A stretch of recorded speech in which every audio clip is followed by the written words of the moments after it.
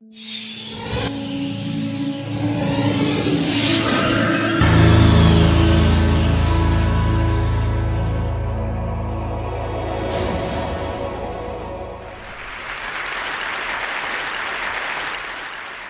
I want to start by offering you a free, no-tech life hack.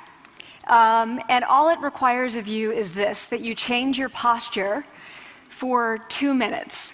But before I give it away, I want to ask you to right now do a little audit of your body and what you're doing with your body. So how many of you are sort of making yourselves smaller? Maybe you're hunching, crossing your legs, maybe wrapping your ankles. Sometimes we hold on to our arms like this. Sometimes we spread out. I see you. So I want you to pay attention to what you're doing right now. We're going to come back to that in a few minutes, and I'm hoping that if you sort of learn to tweak this a little bit, it could significantly change the way your life unfolds. So we're really fascinated with body language, and we're particularly interested in other people's body language. You know, we're interested in, like, you know, an awkward interaction, or a smile, or a contemptuous glance, or maybe a very awkward wink, or maybe even something like a handshake. Here they are arriving at number 10, and look at this lucky policeman gets to shake hands with the President of the United States. Oh, and here comes the Prime Minister of it. No.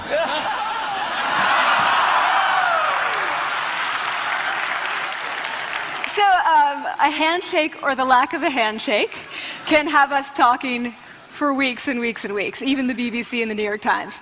So obviously, when we think about nonverbal behavior or body language, but we call it nonverbals as social scientists, it's language. So we think about communication. When we think about communication, we think about interactions. So what is your body language communicating to me? What's mine communicating to you?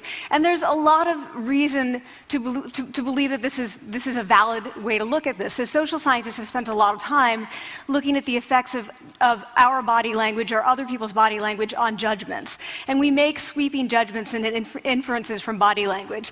And those judgments can predict really meaningful life outcomes, like who we hire or promote, who we ask out on a date. For example, Nalini Ambady, a researcher at Tufts University, shows that when people watch 30-second soundless clips of real physician-patient interactions, their judgments of the physician's niceness predict whether or not that physician will be sued. So it doesn't have to do so much with whether or not that physician was incompetent, but do we like that person and how they interacted? Even more dramatic, Alex Todorov at Princeton has shown us that judgments of political candidates' faces in just 1 second predict 70% of US Senate and gubernatorial race outcomes. And even, let's go digital, emoticons used well in online negotiations can lead you to claim more value from that negotiation. If you use them poorly, bad idea, right? So when we think of nonverbals, we think of how we judge others, how they judge us, and what the outcomes are. We tend to forget, though, the other audience that's influenced by our nonverbals, and that's ourselves. We are also influenced by our nonverbals, our thoughts and our feelings and our physiology. So what nonverbals am I talking about? I'm a social psychologist, I study prejudice, and I teach at a competitive business school. So it was inevitable that I would become interested in power dynamics. I became especially interested in nonverbal expressions of power and dominance. And what are nonverbal expressions of power and dominance? Well, this is what they are. So in the animal kingdom, they are about expanding. So you make yourself big, you stretch out, you take up space, you're basically opening up. It's about opening up. And this is true across the animal kingdom. It's not just limited to primates, and humans do the same thing. So they do this both when they have power sort of chronically, and also when they're feeling powerful in the moment. And this one is especially interesting because it really shows us how universal and old these expressions of power are. This expression, which is known as pride, Jessica Tracy has studied, she shows that people who are born with sight and people who are congenitally blind do this when they win at a physical competition. So when they cross the finish line and they've won, it doesn't matter if they've never seen anyone do it, they do this. So the arms up in the V, the chin is slightly lifted. What do we do when we feel powerless? We do exactly the opposite. We close up, we wrap ourselves up, we make ourselves small. We don't want to bump into the person next to us. So again, both animals and humans do the same thing. And this is what happens when you put together high and low power. So what we tend to do when it comes to power is that we complement the other's nonverbals. So if someone's being really powerful with us, we tend to make ourselves smaller. We don't mirror them, we do the opposite of them. So I'm watching this behavior in the classroom, and what do I notice? I notice that MBA students really exhibit the full range of power nonverbals. So you have people who are like caricatures of alphas, like really coming into the room, they get right into the middle of the room before class even starts, like they really want to occupy space. When they sit down, they're sort of spread out, they raise their hands like this. You have other people who are virtually collapsing when they come in. As soon as they come in, you see it. You see it on their faces and their bodies, and they sit in their chair and they make themselves tiny, and they go like this when they raise their hand. I noticed a couple things about this. One, you're not going to be surprised, it seems to be related to gender. So women are much more likely to do this kind of thing than men. Women feel chronically less powerful than men, so this is not surprising. But the other thing I noticed is that it also seemed to be related to the extent to which the students were participating and how well they were participating. And this is really important in the MBA classroom because participation counts for half the grade. So business schools have been struggling with its gender grade gap. You get these equally qualified women and men coming in, and then you get these differences in grades, and it seems to be partly attributable to participation. So I started to wonder, okay, so you have these people coming in like this, and they're participating. Is it possible that we could get people to fake it, and would it lead them to participate more? So my main collaborator, Dana Carney, who's at Berkeley, and I really wanted to know, can you fake it till you make it? Like, can you do this just for a little while and actually experience a behavioral outcome that makes you seem more powerful? So we know that our nonverbals govern how other people think and feel about us. There's a lot of evidence, but our question really was, do our nonverbals govern how we think and feel about ourselves? There's some evidence that they do. So, for example, when we smile when we feel happy, but also when we're forced to smile by holding a pen in our teeth like this, it makes us feel happy. So it goes both ways. When it comes to power, it also goes both ways. So when you feel powerful, you're more likely to do this, but it's also possible that when you pretend to be powerful, you are more likely to actually feel powerful. So the second question really was, so we know that our minds change our bodies, but is it also true that our bodies change our minds? And when I say minds, in the case of the powerful, what am I talking about? So I'm talking about thoughts and feelings and the sort of physiological things that make up our thoughts and feelings, and in my case, that's hormones. I look at hormones. So what do the minds of the powerful versus the powerless look like? So powerful people tend to be, not surprisingly, more assertive and more confident, more optimistic. They actually feel that they're going to win even at games of chance. They also tend to be able to think more abstractly. So there are a lot of differences. They take more risks. There are a lot of differences between powerful and powerless people. Physiologically, there also are differences on two key hormones, testosterone, which is the dominance hormone, and cortisol, which is the stress hormone. So what we find is that high-power alpha males in primate hierarchies have high testosterone and low cortisol, and powerful and effective leaders also have high testosterone and low cortisol. So what does that mean? When you think about power, people tended to think only about testosterone because that was about dominance. But really, power is also about how you react to stress. So do you want the high-power leader that's dominant, high on testosterone, but really stress reactive? Probably not, right? You want the person who's powerful and assertive and dominant, but not very stress reactive, the person who's laid back. So we know that in primate hierarchies, if an alpha needs to take over, if an individual needs to take over an alpha role sort of suddenly, within a few days, that individual's testosterone has gone up significantly and his cortisol has dropped significantly. So we have this evidence, both that the body can shape the mind, at least at the facial level, and also that role changes can shape the mind. So what happens, okay, you take a role change, what happens if you do that at a really minimal level, like this tiny manipulation, this tiny intervention? For 2 minutes you say, I want you to stand like this, and it's going to make you feel more powerful. So this is what we did. We decided to bring people into the lab and run a little experiment. And these people adopted for 2 minutes either high power poses or low power poses. And I'm just going to show you 5 of the poses, although they took on only 2.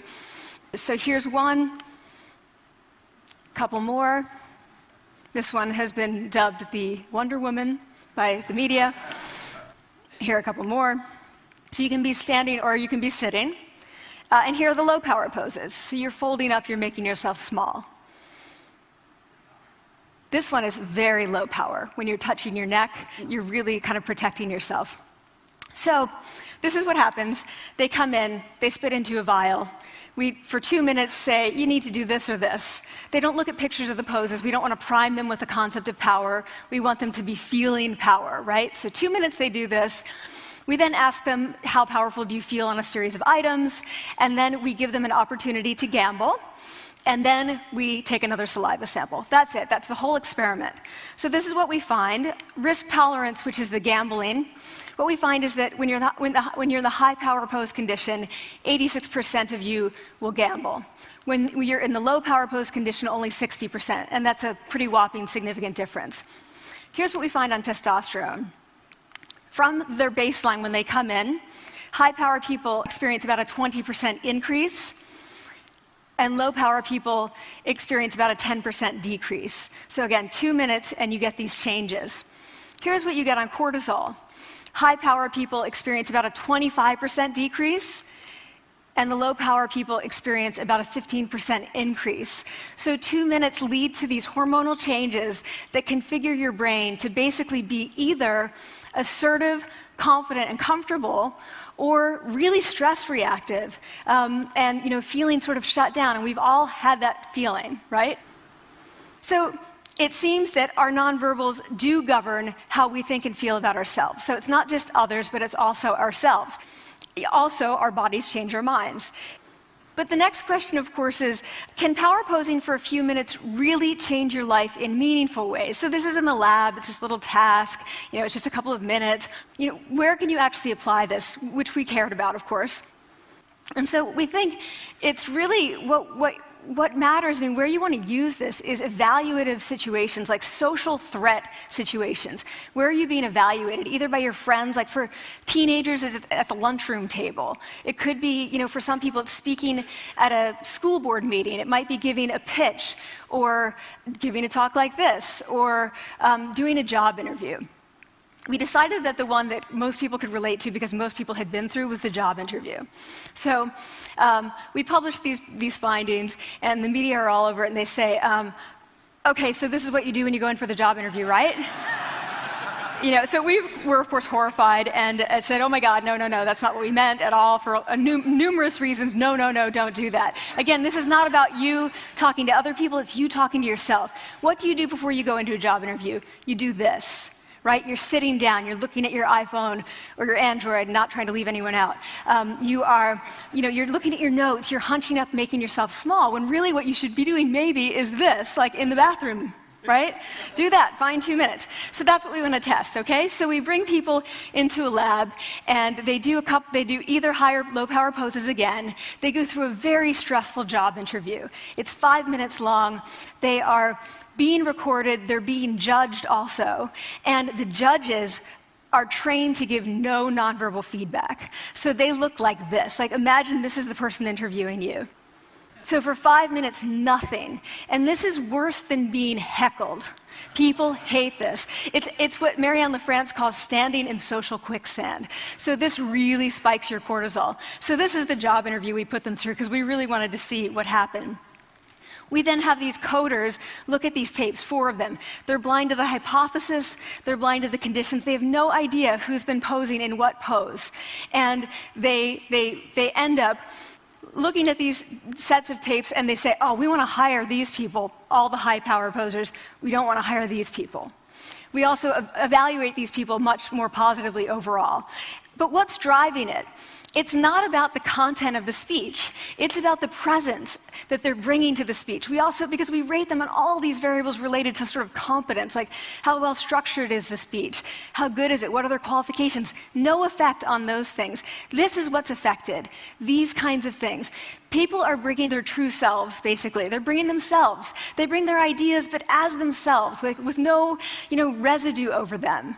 So this is what's driving the effect, or mediating the effect. So when I tell people about this, that our bodies change our minds, and our minds can change our behavior, and our behavior can change our outcomes, they say to me, it feels fake, right? So I said, fake it till you make it. It's not me. I don't want to get there and then still feel like a fraud. I don't want to feel like an imposter. I don't want to get there only to feel like I'm not supposed to be here. And that really resonated with me, because I want to tell you a little story about being an imposter and feeling like I'm not supposed to be here.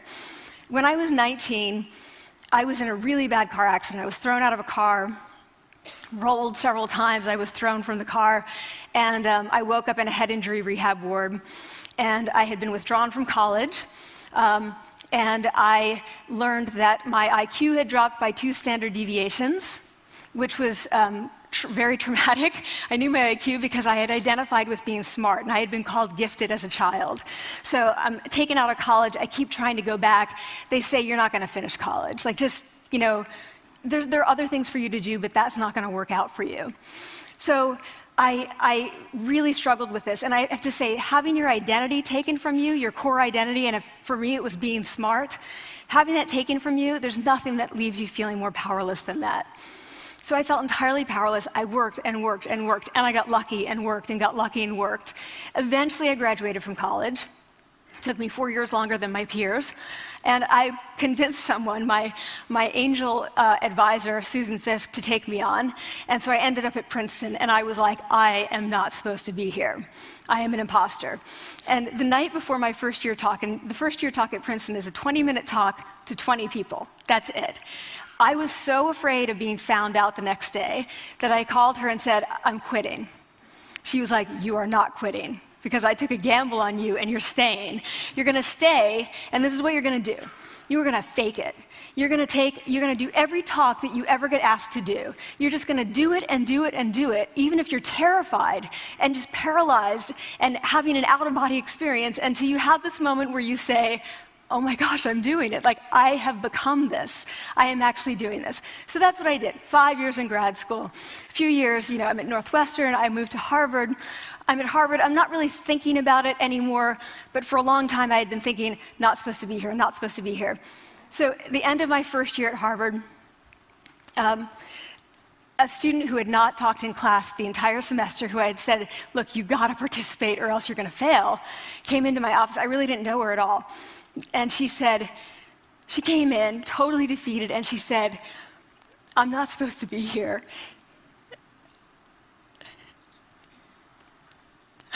And that was the moment for me, because 2 things happened. One was that I realized, oh my gosh, I don't feel like that anymore. I don't feel that anymore, but she does, and I get that feeling. And the second was, she is supposed to be here. She can fake it, she can become it. So I was like, yes, you are. You are supposed to be here, and tomorrow you're going to fake it, you're going to make yourself powerful, and, you're going to...